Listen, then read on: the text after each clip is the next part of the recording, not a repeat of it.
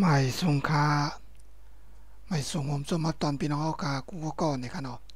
เอาค่าเมื่อในก่อเอาค่าตี10ได้ไปเห็นดิกแถวค่ากว่าแทงเนี่ยค่ะเนาะวันเมื่อในแต่ก่อดิกแถวค่าตีกว่าสระโอเนี่ยค่ะเนาะเป็นในมาตราเมกลมอยู่เนี่ยค่ะมาตราเมกลมก็ไปเย้าเนี่ยค่ะเนาะมันมีอยู่8เมเนี่ยค่ะเนาะแต่เดี๋ยวก็ตึกถึงมาตราเมกลมเนี่ยค่ะเนาะก็เฮาค่าก็พึกเห็นกันค่ะกำร้อยๆนะคะเนาะพอหีบเงินเนี่ยก็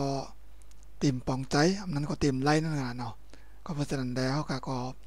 เพื่อเฮียนกับกำร้อยในกันเนาะ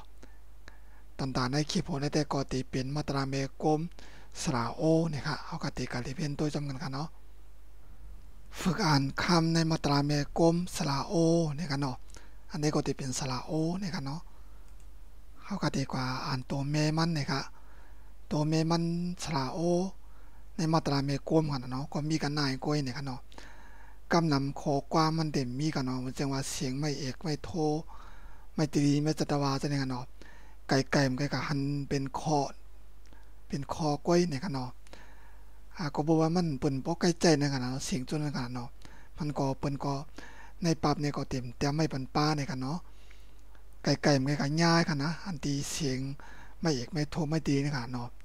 กำนันอันที่เขาเตรียมไม่ในก็ติเปลี่ยนบนใกล้ใจในกันเนาะอันนี้ก็อ่านว่าคอโอมอโคมในกันเนาะอาจจะในกันเนาะคอโอมอโคมนะครับจอโอมอโจมเนี่ยเนาะสอโอมอโสมซอโอมอโสมดอโอมอโดมเนี่ยเนาะถอโอมอโถมฟอโอมอโฟมยอโอมอโยมรอโอมอโรมเนี่ยเนาะสอโอมอโสม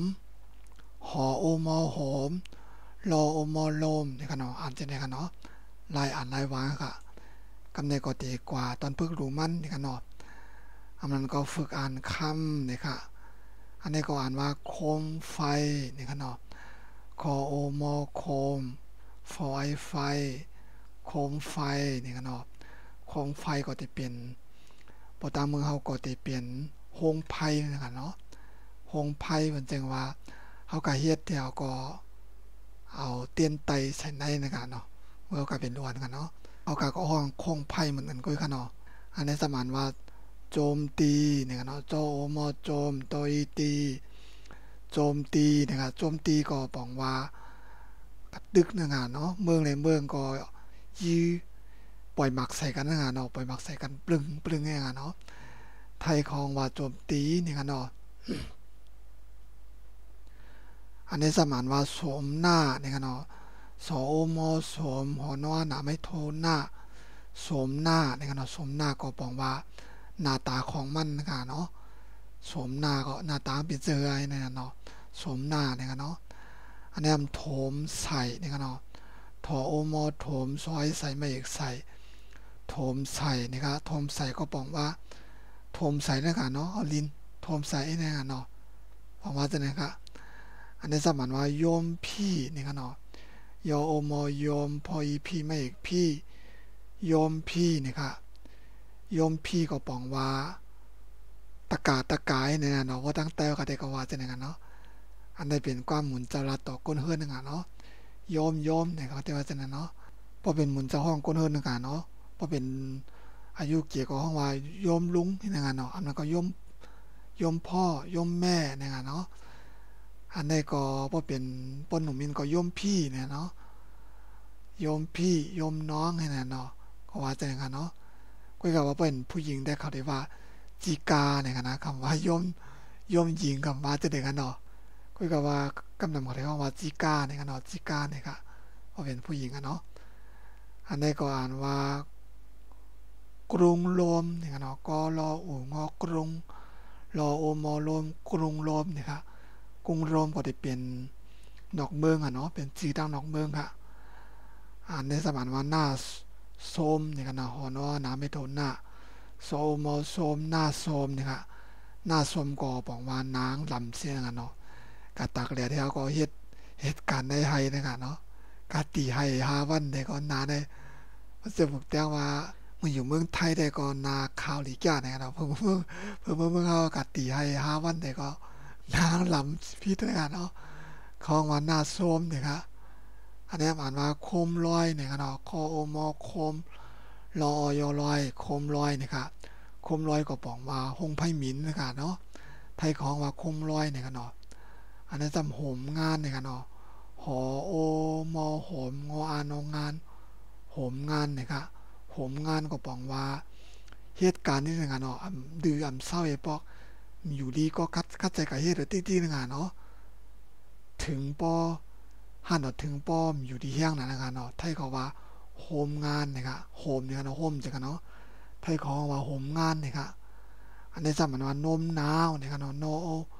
โอมอนมไม่ทนนมนะครับนอาวอนาวไม่ทนหนาวนมหนาวนะครับเนาะ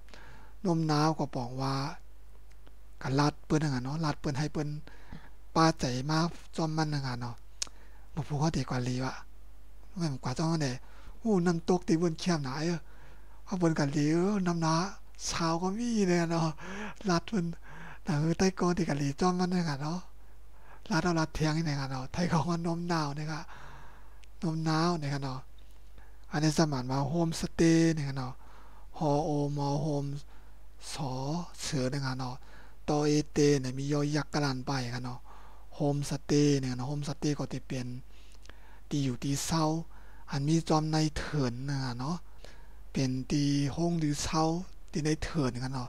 ตีในเถินนั้นเต็มป้อใหญ่กันนะตีป้อตา2ก้อ1ก้อในประเทศเป็นหลังไว้นะครับเนาะของว่าโฮมสเตย์เนี่ยครับในก่อนว่าโคมไฟโจมตีโสมหน้าถมใส่ยมพี่กรุงลมหน้าสมโคมลอยโหมงานนมหนาวโฮมสเตย์นี่กันเนาะอ่านว่าจะได้กันเนาะโอกาสนี้ก็ติดเปลี่ยนลอกไล่อ่านลอกไล่ว่าสระโอในมาตราเมกลมนี่กันเนาะก็มีกันหน้าก้อยนี่กันเนาะยินจมพี่น้องค่ะก็ขนาดดีเข้ามาบันเนบันแห้งตัววิดีโอข่าวมาตัดสีมาเพื่อที่เพื่อนอีกไทยกับจำกันนี่กันเนาะข่าวก็หวังประกอบตั้นเอาลงนี่กันเนาะหวังประกอบตั้นนี่กันเนาะก็เพราะว่ามีเหตุการณ์จอมนี่กันเนาะก็ไว้ขยามแซวก็มาเฮ็ดคลิปวิดีโอลงให้พี่น้องค่ะและเห็นในหูกว่านี่กันเนาะก็ยินจมพี่น้องค่ะเหมือนกันกันเนาะพี่น้องค่ะก็ไว้ขยามเสียก็มารีเพนก็จ้อมกันนี่กันเนาะใครผักถึงพี่น้องค่ะแต่ก็จะเจอพี่น้องค่ะติดตามไว้ในเพจข่าวนี่กันเนาะเพราะว่าพี่น้องค่ะถามข่าวมาอันนั้นก็ลัดต่อข่าวมากันเนาะอย่าไปลัดต่อกว่าตั้งมันเต็มมีกันเนาะเต็มมีกล่องข้อความค่ะมันจะมีเซ็นเจอกันเนาะเต็มมีผ่านตั้งเพจกันเนาะที่เป็นกล่องข้อความที่ส่งข้อความเหมือนกันค่ะเนาะปอพี่น้องค่ะส่งมาที่นั่นในข่าวมันตั้นต้วยกันเนาะในข่าวมันตั้นว่าเขาต้วยไหนมันเต็มหันกันเนาะให้พี่น้องค่ะเพราะว่ามันจะว่าตัวแหนมป่องใจอันนั้นก็กะหันดังตีไม้แล้วก็ป่องใจใครถามในพี่น้องค่ะถามมาที่ใต้คลิปวิดีโอค่ะเนาะมันได้มีกันนะ YouTube มา Facebook มาได้มีกันเนาะเพจก็ได้มีกันเนาะได้มีใต้คลิปวิดีโอข่าวนี่นะคะเนาะมันก็ได้มีตีกดถูกใจนะคะเนาะแล้วก็ได้มีตีปันด้าหันถึงนะคะเนาะแล้วก็ได้มีทางตีกดแชร์นะคะเนาะตีโพโลเนาะแชร์ออกกันนะคะนะได้มีจำนวนป้าเนี่ยกันเนาะพี่น้องค่ะก็เตรียมเข้ามาถามที่นั่นนะคะอย่าไปเตรียมกะถามกะรัดต่อข้าวกว่าตั้งตีเปิ้นส่งข้อความนะคะนะอันที่เพราะว่าพี่น้องค่ะกำพองก็ตีส่งมาแล้วก็ป่องใจคือทางว่าเขารัดต่อกว่านะคะเนาะมั่นใจกันเนาะมันเป็นเพจปุ๊กตั้งเพจตั้งเจ้าของกลุ่มนี้เพจปุ๊กกันเนาะเขาตั้งไว้กันเนาะเขาตั้งไว้ข้อความจังนะคะปุ่งแจ้งว่าเพราะว่าพี่น้องค่ะตักกันให้เขาได้ส่งมันได้ส่งกำเดียวกันเนาะมันได้ส่งเป็นอีกไทยมากกำเดียวค่ะก็มันตั้นตัวนะคะเนาะวางโปกข้าวเข้ากัดตัวแม่นเบอร์วางโปกข้าวตั้นข้าวกัดตัวไหนพี่น้องค่ะกำพองว่าขำมุจักการไทยอย่าลัดต่อการไทยขาลอยจังไหนเนาะก็ว่าจังไหนนะก็บอกว่าลัดต่อข้าอินเดียเนี่ยเนาะว่าจังไหนกันมากกันเนาะอันนี้มันใจขาวเป็นคนตอบกันเนาะมันเป็นเพจปุ๊กเขาตั้งไว้กันเนาะเป็นข้อความค่ะเพราะว่าพี่น้องการลัดต่อตีกล่องข้อความตีในเพจนั่นนะเพราะพี่น้องการตักตีนั่นในเพจปุ๊กเลยติส่งข้อความขึ้นมากำเดียวกันหน่อยเพจปุ๊กลาดว่ายินจมตีติดต่อเข้าค้ามาในกันเนาะว่าจังไหนกันนะว่าจังไหนครับเป็นลิกไทยกันเนาะ ราะว่าพี่น้องค่ะป่องแจอันใดในเพราะว่าใครถามเนี่ยก็เตรียมมาที่ใต้กล่องข้อความข่าวเนี่ยเนาะ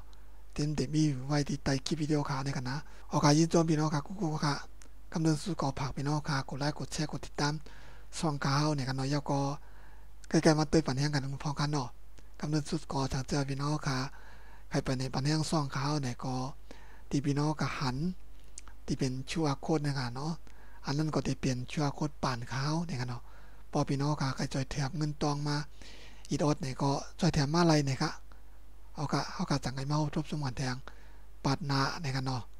ไม่สูงก็ค่าไม่สูงค่ะ